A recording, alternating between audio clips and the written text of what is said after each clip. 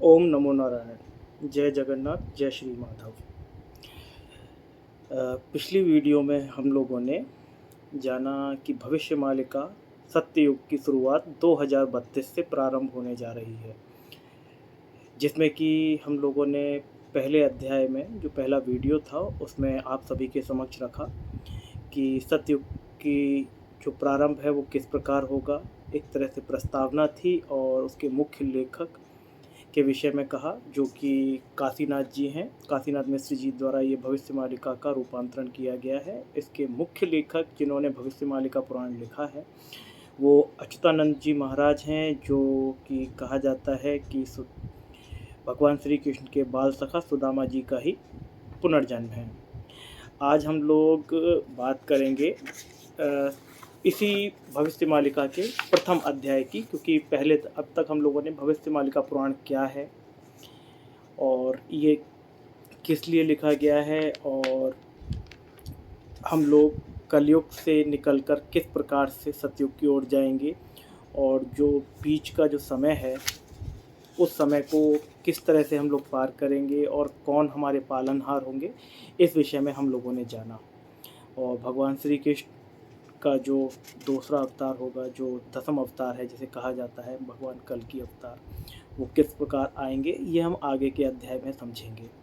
अभी हम लोग जो अध्याय प्रारंभ करने जा रहे हैं वो प्रथम अध्याय है। अभी तक हम लोगों ने प्रस्तावना और भविष्यमालिका पुराण के विषय में समझा। अब हम समझने जा रहे हैं कलयुग के अंत काल में भविष्यवाणी। जो भविष्यमालिका कही गई है उसकी भविष्यवाणियाँ जो हैं वो कलयुग के अंत काल के लिए किस प्रकार हैं, उस विषय में हम लोग अध्ययन करने जा रहे हैं। तो अभी हम लोग इससे पूर्व हमने वो जो कलयुग के अंत का है उससे पूर्व मैं बताना चाहूँगा कि हम लोगों ने पूर्व में प्रस्तावना में समझा था कि कौन कौन से आपदाओं का हमें सामना करना होगा, जिसमें कुछ 8 आपदाएं हैं जो मुख्य रूप से वो बताई गई हैं। मैं एक बार फिर से पुनः दोहरा देता हूँ उन्हें। इसमें है तृतीय विश्व युद्ध, खाद्य संकट, पवन प्रलय, जल प्रलय, अग्नि प्रलय, भूकंप, अकाल और महामारियाँ। ये 8 प्रकार की आपदाएं बताई गई हैं जो कि 2025 से आपदाएं आना प्रारंभ होंगी, ऐसा कहा गया है भविष्यमालिका में। और इनके छुटपुट लक्षण जो हैं वो हमको 2019 से ही देखने को मिल रहे हैं। वर्तमान परिस्थितियां इस प्रकार की बन रही हैं कि आपदाएं आएंगी, विश्व युद्ध की शुरुआत हो जाएगी, महामारियां आएंगी। अब हम लोग प्रारंभ करने जा रहे हैं अध्याय 1, भविष्यमालिका का अध्याय 1। कलयुग के अंतकाल में भविष्यमालिका की क्या आवश्यकता है। युग चक्र के अनुसार पहला सत्ययुग, दूसरा त्रेता, तीसरा द्वापर और अंत में कलयुग का आगमन होता है। वर्तमान समय में कलयुग की संपूर्ण आयु समाप्त हो चुकी है और युग संध्या का काल चल रहा है। किसी भी युग के अंत और एक नए युग के प्रारंभ के समय के जो बीच का समय है उसे युग संध्या या संगम युग कहा जाता है। मनुस्मृति के आधार पर कलयुग की आयु 4,32,000 वर्ष मानी जाती है, परंतु यह उल्लेख भी मिलता है कि मनुष्यों के घोर पाप कर्मों के कारण इस आयु से 4,27,200 वर्ष कम हो जाएंगे और कलयुग की भोग आयु केवल 4800 वर्ष रह जाएगी। जैसा कि मैंने अपने पूर्व आर्टिकल में भी लिखा था, जो काफ़ी लोगों ने विवाद भी किया उस पर और कुछ लोगों ने उसको सराहा भी। तो वो 4800 वर्ष का है। अभी इसका जो मैंने 5122-23 वर्ष की गणना की थी। आगे भविष्यमालिका भी यही कहती है। अभी 4800 वर्ष का समय है, इसमें कुछ संधि काल और जोड़कर ये 5000 वर्ष से भी ऊपर का निकल जाएगा। इस विषय में हम लोग आगे चर्चा करेंगे। चलिए इसको आगे बढ़ाते हैं। 4800 साल की होगी मनुस्मृति के अनुसार नीचे दिए गए श्लोक। इसमें एक श्लोक दिया गया है अच्युतानंद महाराज जी द्वारा। उस श्लोक को मैं डिस्क्रिप्शन में लिख दूंगा। सहस्त्राणि तत्कृतं युगम तस्य तत्वच्छा संध्या संध्याश्चन तत्विच्छ। उपयुक्त श्लोक का मतलब है कि कलयुग के 4000 वर्ष बाद सतयुग आता है। 4000 वर्ष की उस आयु तथा उसके आरंभ और अंत की 2 संध्याओं का काल उतना ही 100 वर्ष होता है। अर्थात कलयुग की आयु 4000 वर्ष, क्षमा करें, कलयुग की आयु 4000 वर्ष, आरंभ और अंत की 2 संध्याएं, दोनों 400 वर्ष की। तो इस प्रकार ये 800 वर्ष हुए और 4000 वर्ष कलयुग, इस तरह से 4800 वर्ष, यानी कुल मिलाकर 4800 वर्ष कलयुग की भोग आयु मापी गई है। कालांतर में पंच सखाओं में एक तथा भगवान विष्णु के परम मित्र सखा सुदामा जी के अवतार ब्रह्म गोपाल महापुरुष अच्युतानंद जी महाराज ने मनुस्मृति में बताई गई कलयुग की 4800 वर्ष की भोग आयु को महाप्रभु निराकार जी के निर्देश से फिर से बदलकर भविष्य मालिका में इसे 5000 साल बताया गया। देखिए, जिस प्रकार मैंने कहा था, ये अब ये 5000 वर्ष का भी इसमें उल्लेख मिलता है। चारि लक्ष ते बसित सहस्त्र कलयुग रा अटई आयुष पाप भरा रे कली तुटी जिब 5 शस्त्र कली भोग होइब। उपयुक्त पंक्तियों का मैं अर्थ आपको बता देता हूँ। इन पंक्तियों में अच्युतानंद जी महाराज कहते हैं कि कलयुग की आयु 4,32,000 साल है, लेकिन मनुष्यों के पाप कर्मों की वजह से इसकी आयु कम होकर मात्र 5000 वर्ष रह जाएगी। वर्तमान में माँ विरजा पंजिका, मैं कुछ पुस्तकों का आपको रेफरेंस और दे रहा हूँ जिन पुस्तकों में भी इसका वर्णन दिया गया है, जिसमें से है माँ विरजा पंजिका, जगन्नाथ पंजिका, कोहिनूर पंजिका आदि में भी कलयुग की आयु को इसी प्रकार से मापा गया है और उसकी आयु वर्तमान समय में 5125 वर्ष ये चल रहा है। जब मैंने वो आर्टिकल लिखा था तो उसमें मैंने बताया था 5122 वर्ष, और 3 वर्ष पुराना वो आर्टिकल है मेरा। आप लोग वैदिक साइंस फेसबुक पे आप पढ़ सकते हैं, वैदिक साइंस और वैदिक वॉरियर दोनों पर अभी भी उपलब्ध है। आप वहाँ पर आप जाइए और आप यदि आर्टिकल पढ़ना चाहते हैं तो आर्टिकल आप वहाँ पढ़ सकते हैं, और आप लोग यदि चाहेंगे तो उस पर भी एक डिटेल्ड वीडियो हम लोग बनाकर यहाँ पर वीडियो शेयर कर देंगे यूट्यूब पर। उसमें भी बताया गया था कि कलयुग का 5122वां वर्ष चल रहा है और 3 वर्ष ये, तो इस समय जो वर्ष चल रहा है कलयुग का, ये 5125वां वर्ष चल रहा है। इसका अर्थ यह है कि कलयुग संपूर्ण रूप से समाप्त हो चुका है और हम युग संध्या के मध्य में हैं, क्योंकि 400 वर्ष का युग संध्या का काल जो है, यानी कि दोनों कालखंडों के बीच का जो समय होता है उसे युग संध्या कहते हैं या युग संगम भी कहते हैं, ये वो आ चुका है और हम लोग उसमें प्रवेश कर चुके हैं। इसलिए वर्तमान समय में मानव समाज के कल्याण हेतु भविष्य मालिका ग्रंथों की आवश्यकता। इसमें ग्रंथों इसलिए लिखा गया है क्योंकि भविष्य मालिका जो है 1,84,000 से अधिक ग्रंथों का अध्ययन करने के बाद अच्युतानंद जी महाराज जी ने इसका निर्माण किया था। और ये जो अभी जिस पुस्तक का मैं रेफरेंस लेके आपको पढ़ के सुना रहा हूँ, ये प्रथम अध्याय है। अभी तक यही अध्याय इसका अभी आ पाया है, यही पुस्तक अभी पब्लिश हुई है। आने वाले समय में कुछ ही माह में दूसरा इसका संस्करण भी आ जाएगा, उस पर हम फिर बाद में चर्चा करेंगे। महापुरुष अच्युतानंद जी दास ने भविष्य मालिका में कहते हैं, संसार मध्य रे केमंत जानिबे नर अंगे देह बही, गत आगत जे युग रा व्यवस्था समस्त कुंकु जड़ा नाही। ये जो श्लोक है ये शिवकल्प नवखंड निर्गण से लिया गया है। महापुरुष अच्युतानंद जी दास जी ने भविष्य मालिका के एक ग्रंथ शिवकल्प नवखंड निर्गण से लिया है। देखिए, यहाँ पर पुस्तक भी यही कोट कर रही है, पुस्तक में भी यही लिखा है कि नवखंड से लिया गया है, शिवकल्प नवखंड से, कि मनुष्य माया मोह में भ्रमित होकर युग परिवर्तन तथा उसके आदि अंत के आने वाली आपदा संबंधी बातें नहीं जान पाएगा। ज्ञानी जन भी पथभ्रष्ट हो जाएंगे। यहाँ कहा गया है कि जो बौद्धिक रूप से काफ़ी सक्षम है और जिनको आज के समय में ज्ञानी जन कहा जाता है, वह लोग भी पथभ्रष्ट हो जाएंगे और आध्यात्मिक संवाद में बढ़ चढ़कर वह भी कुछ नहीं बोल पाएंगे और वह भी यही बताएंगे कि कलयुग का ये बालकाल चल रहा है, क्योंकि उन लोगों के अनुसार अभी कलयुग के 5000 वर्ष हुए हैं और कलयुग जो है वो 4,32,000 वर्ष का है। क्योंकि वो लोग इस बात को भूल जाते हैं बार बार कि भोग विलास और अनंत पाप की वजह से, जो इतने पाप कर्म हुए उनकी वजह से इसका जो कालखंड है वो कम हो गया है और इसकी आयु सिर्फ 4,27,200 वर्ष कम होने के बाद सिर्फ 4800 वर्ष रह गई है। फिर यहाँ पर एक श्लोक है जिसका मैं आपको अर्थ भी बताऊंगा, भावार्थ। उदयति यदि भानु पश्चिमे दिगे विभागे, भिक्षति यदि पद्म पद्मनामे शिखाग्रे, प्रचलति यदि मेरु शितो ताप्ति बहिनी, नटलति खंडु वाक्य संजना कदाचित। अर्थात आने वाले समय में सूर्य देव पश्चिम से उदित हो सकते हैं, पर्वत की चोटी पर कमल खिल सकते हैं, मेरु पर्वत दक्षिण से उत्तर दिशा में जा सकता है, आग ठंडक प्रदान कर सकती है, या बर्फ़ भी जो है वो गर्मी प्रदान कर सकती है। लेकिन मालिका में लिखी गई महापुरुष अच्युतानंद जी दास जी की वाणी या अन्य संत सज्जनों महापुरुष जिन्होंने इस पुस्तक को बनाने में योगदान दिया है, उनकी वाणी कभी नहीं बदल सकती, ऐसा भविष्य मालिका कहती है। अब हम लोग जानने का प्रयास करेंगे कि भविष्य मालिका ग्रंथों के रचयिता कौन हैं।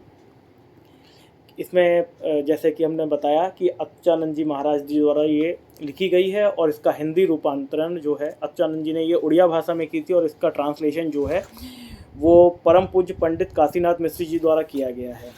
अब हम लोग जानते हैं इन ग्रंथों के रचयिता कौन है। अध्याय 2।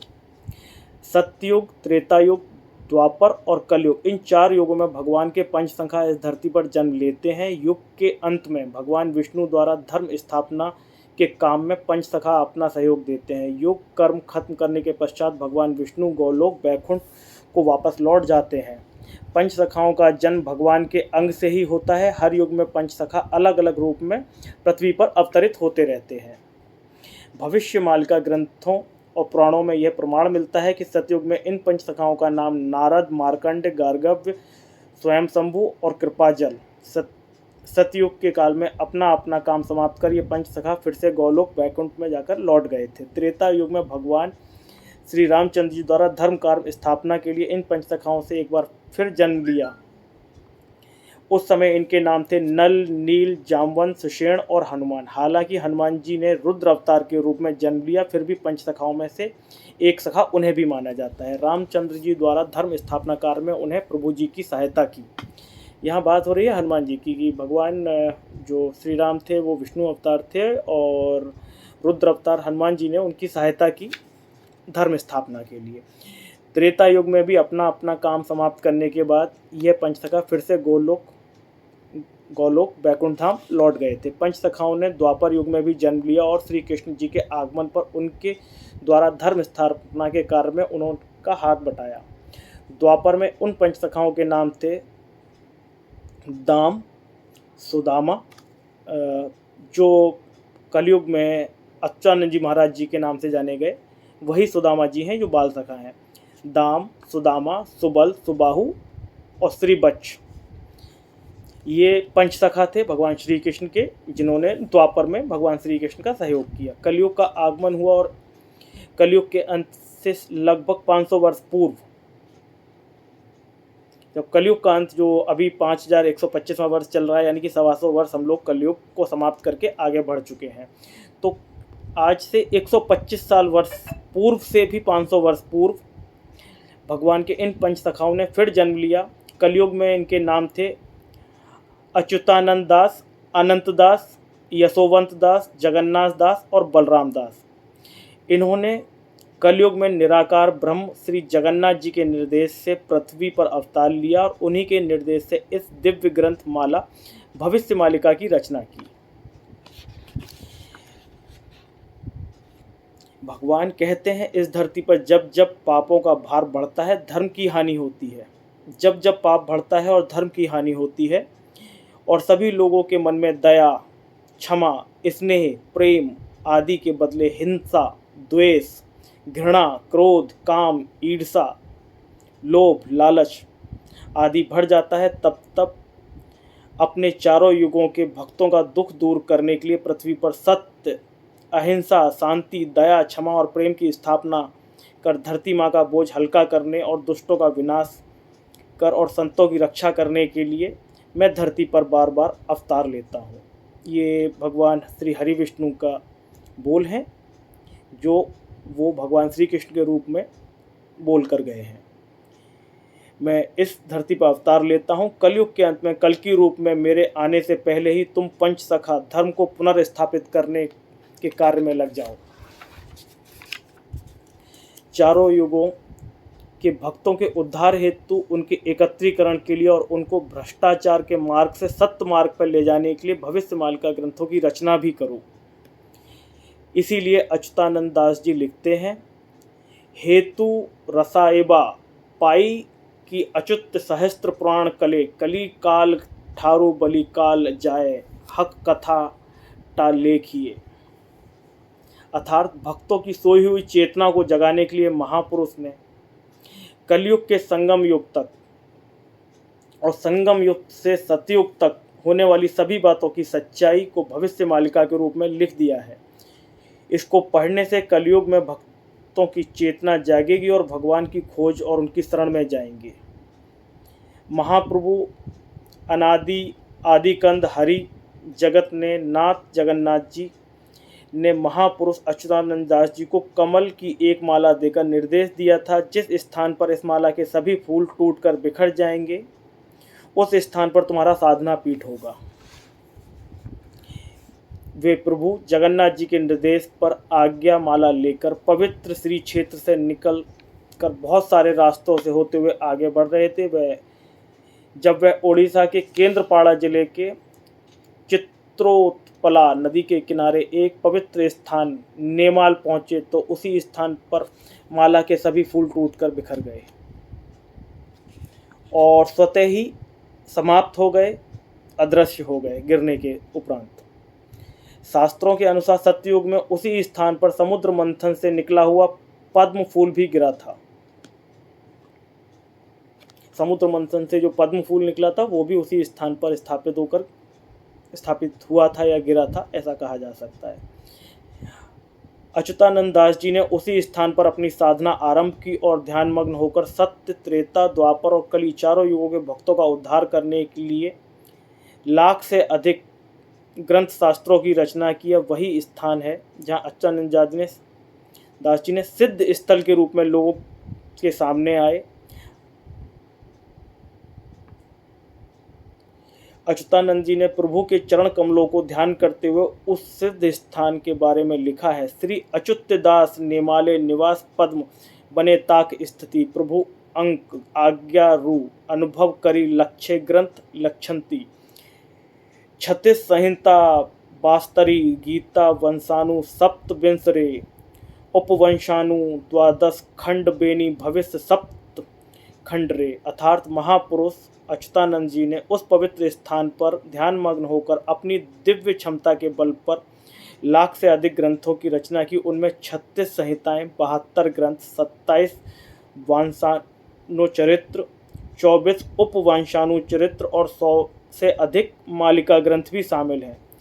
इनको छोड़कर बाकी चारों पंचसखाओं अनंत दास महाराज, यशोवंत दास महाराज, जगन्नाथ दास महाराज और बलराम दास महाराज ने भी बहुत सारे ग्रंथ और मालिकाओं की रचना की। इन ग्रंथों की रचना करने के बावजूद पंचसखा लिखते हैं, हम लोग कुछ भी नहीं लिख सकते। सारे मालिका ग्रंथों की रचना महाप्रभु की आज्ञा से विश्व मानव कल्याण हेतु हुई है। सत्ययुग में तपियों, त्रेता युग में कपियों, द्वापर युग में गोपियों और कलयुग में भक्तों के रूप में चारों युगों के भक्त इस अनंत युग में फिर से धरती पर आएं और उनकी सोई हुई चेतना को जगाएं, प्रभु की लीलाओं में शामिल हों। ऐसा समय आ गया है। इस समय की जागृति पैदा करने के लिए और गोलोक से भूलोक और बैकुंठ से भूलोक आने के लिए हम लोग प्रभु का आह्वान करते हैं। पंचसखाओं द्वारा ग्रंथ मालिकाओं की जो रचना की है, भक्त चाहें तो वह किसी भी कोने में रहकर इनको पढ़ना और सुनना जारी रख सकते हैं। मैं भी, यदि आपका लोगों का मित्र राज सिंह, मैं भी आप लोगों के लिए एक माध्यम हूँ इस ग्रंथ को पढ़ने और समझने के लिए। आप लोग ज़्यादा से ज़्यादा हमारे YouTube चैनल को फॉलो करें, सब्सक्राइब करें और इस वीडियो को ज़्यादा से ज़्यादा लोगों तक पहुँचाएं, जिससे कि ईश्वरीय वाणी ज़्यादा से ज़्यादा लोगों तक पहुँच सके। चारों युगों के भक्त प्रभु के श्री चरणों में आकर शरण लेंगे और अनंत युग की धर्म स्थापना के काम में योगदान करेंगे। महाप्रभु का पता पाने के बाद भक्त उनके द्वारा सत्ययुग के लिए दिए गए नीति नियमों का पूरा विश्व में प्रचार प्रसार करेंगे। भक्तजन प्रभु के नाम, गुण और महिमा की जय जयकार करेंगे और धर्म स्थापना के कार्य में अपने आप को लगाएंगे। इस विषय में अच्युतानंद जी लिखते हैं, भक्त लोग जहाँ भी जाएंगे मिलजुल कर भजन कीर्तन करेंगे और धर्म का प्रचार प्रसार करेंगे। अब पंचसखाओं का परिचय मैं आपको एक बार पुनः दे देता हूँ विस्तृत। महापुरुष अच्युतानंद जी महाराज का जन्म 1885 में उड़ीसा के केंद्रपाड़ा जिले के तिलककणा, जिसे त्रिपुरा भी कहा जाता है, गांव में हुआ था। इनके पिता दीनबंधु खुटिया और मां पद्मावती जी थी। महापुरुष अच्युतानंद जी ने 1,85,000, क्षमा करें मैंने 1,84,000 कहा था, यहाँ पुस्तक में वर्णन है कि 1,85,000 ग्रंथों की रचना की है। एक साल ज्येष्ठ शुक्ल एकादशी पर नेमाल पीठ में समाधिस्थ होकर वे बैठे और पूर्णिमा के दिन अपनी इच्छा से अपने भौतिक शरीर का अंतकर शून्य में ही अंतर्ध्यान हो गए। उनके ग्रंथों में हरिवंश पुराण, गोपालंक, ओकाल, ओ लौड़ी, खेल, बारमसी गीता, शून्य संहिता, अणाकार ब्रह्म संहिता, मणिबंध गीता, युगाग्नि गीता, बीज सागर गीता, अभेद कवच, अष्टगुंजरी, नवगुंजरी, शरण पंचम, श्रोत, बीज विप्रवाचक, मान महिमा और बहुत सारे भजन, पटल, रास, जगाण, चौसिता, उड़ीसा भाषा के 34 अक्षरों से शुरू होने वाली 34 पद वाली कविता को चौसिता बोला जाता है। टीका, मालिका आदि श्रेष्ठ उनके ग्रंथ हैं। महापुरुष शिशु आनंद दास जी ने उड़ीसा के पुरी जिले में भुवनेश्वर के निकट बाली पाटला गांव में सन 1488 में शिशु अनंतपाल दास जी का जन्म हुआ था। इनके पिता का नाम कपिलेंद्र और माता का नाम गौरा देवी था। उन्होंने बहुत सारे ग्रंथ और मालिकाओं की रचना की, जिसमें हेतु उदय, भागवत, भक्ति मुक्तिदायक गीता, शिशु भेद टीका, शून्य नाम वेद, तारिणी, उदय बाखरा, ठीक बाखरा और बहुत सारे भजन, चौसिता, इनके द्वारा भी चौसिता लिखी गई है, माणिका ग्रंथ आदि मुख्य हैं। श्री जगन्नाथ दास जी महाराज का, अब ये जगन्नाथ, हम ये तीसरे पंचसखा के विषय में बात कर रहे हैं, जगन्नाथ दास जी महाराज। इनका जन्म भी उड़ीसा के पुरी जिले के कपिलेश्वर गांव में ही हुआ था। इनके पिता का नाम भगवान दास और माता का नाम पद्मावती था। संस्कृत श्रीमद् भागवत के बाद इन्होंने सबसे पहले उड़िया भाषा में श्रीमद् भागवत महापुराण और उसके बाद बहुत सारे ग्रंथ और भविष्य मालिका ग्रंथों की रचना की।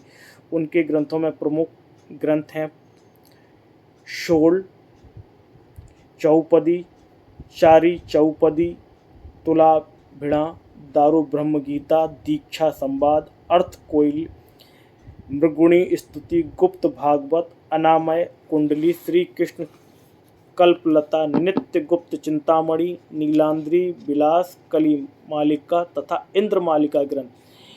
इनके शास्त्र ज्ञान और भक्ति पर मुग्ध होकर श्री चैतन्य महाप्रभु ने इनको अति बड़ी की उपाधि से विभूषित किया था। मैं यहाँ आप लोगों को थोड़ा सा बताना चाहूँगा कि श्री चैतन्य महाप्रभु जो हैं, ये वो चैतन्य महाप्रभु नहीं हैं जिनके द्वारा बहुत सारे इस समय संस्थाएं चलाई जा रही हैं। ये वो चैतन्य महाप्रभु नहीं हैं। ये आज से 500 वर्ष पूर्व जो चैतन्य महाप्रभु हैं उनके विषय में बात हो रही है। महापुरुष बलराम दास जी, ये हम चौथे पंचसखा के विषय में बात कर रहे हैं। ये इनका जन्म भी उड़ीसा के पुरी जिले के चंद्रपुर गांव में सन 1470 में हुआ था। कहीं कहीं इनके जन्म को 1482 भी बताया गया है। इनके पिता सोमनाथ महापात्र और माता महादेवी महामाया देवी थी। भक्ति, दांडी रामायण, ब्रह्मांड भूलोक, बाउला गाई गीता, कमल लोचन, चौसिता, कांत कोयली, लक्ष्मी पुराण, बेड़ा परिक्रमा, सप्तांग योगसार टीका, ब्रज कवच, ज्ञान चूड़ामणि, ब्रह्म टीका आदि बहुत सारे ग्रंथ और मालिकाओं की रचना इनके द्वारा भी की गई है। इनका देहांत पुरी जिले के समगरा पाट नामक जगह पर हुआ। अब हम लोग बात करते हैं पांचवें पंचसखा की। इनका नाम यशोवंत दास जी महाराज है, जो उड़ीसा के ही कटक जिले में अडंग नाम के गांव नंदी गांव में क्षेत्रीय वंश सन 1482, कहीं कहीं इनका जन्म के विषय में भी 1486 कहा गया है। इनके पिता का नाम बलभद्र मल्ल और माता रेखा देवी। वह 84 आज्ञा, शिव स्वयंवर, सृष्टिमाला, प्रेम भक्ति, ब्रह्म गीता, टीका गोविंद आदि ग्रंथों की इन्होंने रचना की और इनके बहुत सारे ग्रंथ असम से लेकर उत्तर भारत के बहुत सारे क्षेत्रों में बहुत विख्यात हैं। शास्त्रों के साथ साथ बहुत सारी मालिकाओं और ग्रंथों की रचना भी इनके द्वारा हुई है। मार्गशीर्ष शुक्ल षष्ठी को इन्होंने अपना शरीर त्याग दिया था। पंचसखा आध्यात्मिक तत्व ज्ञान के लिए से संपन्न थे। वे लोग हर समय निराकार के साथ सूक्ष्म संपर्क में रहते थे। यह पंचसखा जो हैं सदैव ही सूक्ष्म माध्यम, सूक्ष्म शरीर और अतीन्द्रिय ज्ञान के द्वारा भगवान श्री हरि विष्णु से संपर्क में हमेशा बने रहे। इन्हें आगत भविष्य के बारे में जो कुछ बताया इन्होंने वह सभी बातें सत्य साबित हुई हैं अभी तक। और इसी में वो लोग लिखते हैं आगे, पंच सखाओं में से एक यशोवन दास महाराज आगम और निगम में संबंध में सभी बातों को जानने में सामर्थ्य थे। वो आने वाली सभी घटनाओं को जानने का सामर्थ्य रखते थे। महापुरुष शिशु अनंत दास सांकेतिक गणित के माध्यम से निकट भविष्य और अग्रिम भविष्य को जानने के में सक्षम थे। इसी के साथ अच्युतानंद दास महाराज जी वर्तमान भविष्य आदि के जानकार थे तथा तत्व ज्ञान से संपन्न थे। महापुरुष बलराम दास जी शास्त्र और ब्रह्मांड के तत्व ज्ञान से संपन्न थे। 18 पुराण भक्ति भाव का सबसे अधिक महापुरुष जगन्नाथ महाराज जी को था। पंचसखाओं ने भविष्य मालिका के माध्यम से जो भविष्यवाणी की है उसमें खास तौर पर श्री जगन्नाथ जी तथा निराकार जी के निर्देश से भक्तजनों का उद्धार, भक्ति और भगवान का मिलन, पापियों और दुराचारियों का विनाश तथा दिव्य सतयुग के आरंभ के विवरण शामिल हैं। वे सब ग्रंथ ही अभी मनुष्य समाज के लिए संजीवनी है। ब्रह्मांड में महाविनाश का समय अब बिल्कुल निकट आ चुका है। ऐसे संधि समय में भविष्य मालिका का अनुसरण करके महाप्रभु जी के नाम और उनकी शरण में जाने के सिवा और कोई रास्ता नहीं है। जय श्री नारायण, जय जगन्नाथ। इसी भविष्य मालिका के अनुसार कलयुग में जो भगवान श्री कृष्ण का जो अवतार होगा उसे कल्कि अवतार के रूप में माना जाएगा। लेकिन भक्ति के लिए श्री कृष्ण भगवान ने अपना जो नाम बताया है, जो जपने के लिए कहा गया है, वो है जय श्री माधव। अब यहाँ आप लोगों को बताने की आवश्यकता नहीं है। श्री जो है वो माता लक्ष्मी का नाम है और माधव भगवान श्री कृष्ण का है। तो इस समय जय श्री माधव से ही हम लोगों का उद्धार संभव है। तो जय श्री माधव आप सभी लोगों से। अगली वीडियो में हम लोग चर्चा करेंगे तीसरे अध्याय की, जिसमें हम लोग बताएंगे कि चतुर्युग गणना के संबंध में क्या विचार रखें, कौन कौन से पाप कर्मों द्वारा कलयुग का पतन होगा, ऐसे कौन से कार्य हैं जिनकी वजह से कलयुग समाप्त हो जाएगा। इन दोनों अध्यायों पर हम लोग अपनी अगली वीडियो में चर्चा करेंगे। तब तक के लिए जय श्री राम, जय श्री नारायण। इसी के साथ आप लोगों से निवेदन करना चाहूँगा कि आप ज़्यादा से ज़्यादा इस वीडियो को शेयर करें, चैनल को सब्सक्राइब करने के लिए लोगों को प्रोत्साहित करें। अपने फेसबुक, इंस्टा, जहाँ पर भी आप लोगों को उचित लगे इस वीडियो को शेयर करें, जिससे कि यह भविष्य मालिका की जानकारी ज़्यादा से ज़्यादा लोगों तक पहुँच सके और वह लोगों का भी उद्धार हो सके। जय श्री राम, जय श्री राम। समय कम है और कार्य ज़्यादा।